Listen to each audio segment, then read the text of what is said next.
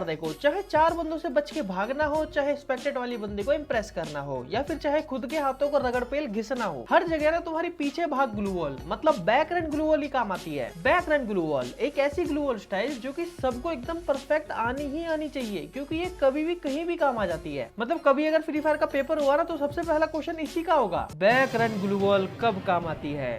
Option A जब max 7 वाला आ जाए, ऑप्शन बी जब स्पेक्टेट में लड़की आ जाए, सी वो है जिसे पता ही नहीं है बैकग्राउंड ग्लू वॉल होती क्या है, और ऑप्शन डी जब ज्यादा ग्लू वॉल आ जाए। और इसका आंसर तुम आराम से कमेंट में देते रहना, हम अभी इसके एडवांटेज की बात करते हैं।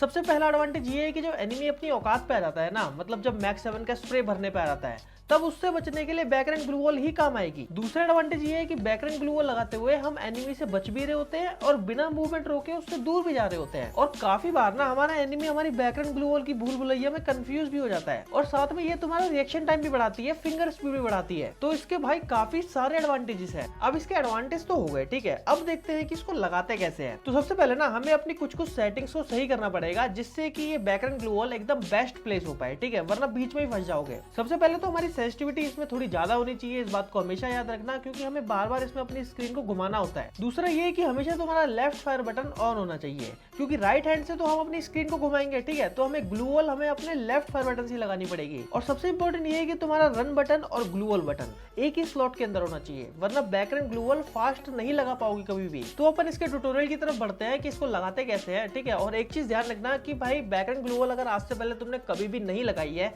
तो भी कोई दिक्कत नहीं है, मैं इसको एकदम तुम्हें बच्चों की तरह समझाने वाला हूँ, ठीक है, क्योंकि ज्यादातर बच्चे ही है।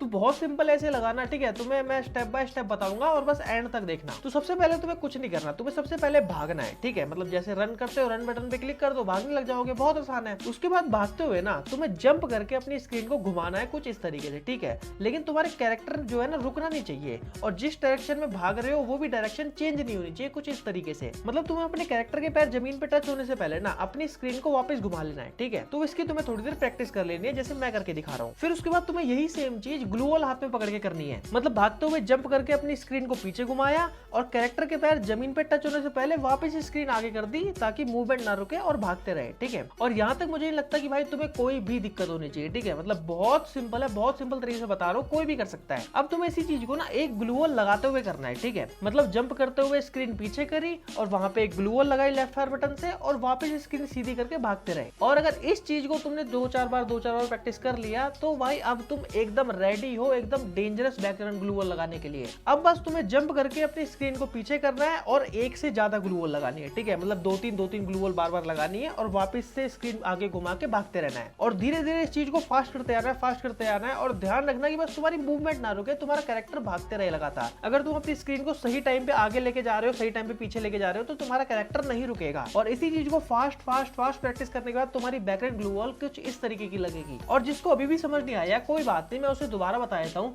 तुम्हें सिंपली भागते हुए ना जंप बटन और ग्लू वॉल बटन को एक साथ क्लिक करना है, ठीक है, फिर अपनी स्क्रीन को पीछे करना है और कैरेक्टर के पैर जमीन पे टच होने से पहले ना तुम्हें पीछे की साइड दो तीन ग्लू वॉल लगा देनी है, जिस साइड से एनिमी आ रहा है, ठीक है, मतलब उसके मुंह के आगे एक कवर सा बना देना है। और कैरेक्टर के पैर जमीन पे आने से पहले तुम्हें स्क्रीन को वापस सीधा कर देना है, एकदम भाई best background glue wall place हो जाएगी। तो इधर तुम देख ही सकते हो कि मैं कितनी फास्ट बैकग्राउंड ग्लू वॉल मार रहा हूँ, ठीक है, मुझे कोई भी दिक्कत नहीं हो रही और बिल्कुल नहीं अटक रहा। और जिसको अभी भी समझ नहीं आया वो थोड़ा सा वीडियो को पीछे करके देख लेना, आ जाएगा समझ। अब मैं तुम्हें कुछ और टिप्स बताता हूँ इसको और फास्ट लगाने की। तो जब तुम जंप करके अपनी स्क्रीन को पीछे ले जाओगे ना अपने अंगूठे से, तो अंगूठे को ना स्क्रीन से हटाना नहीं है। फिर जब ग्लू वॉल लगा लोगे ना तो उसी अंगूठे से दोबारा घुमा देना है, मतलब अंगूठा जो है वो तुम्हारी स्क्रीन से नहीं हटेगा, वो बस डायरेक्शन देता रहेगा लगातार।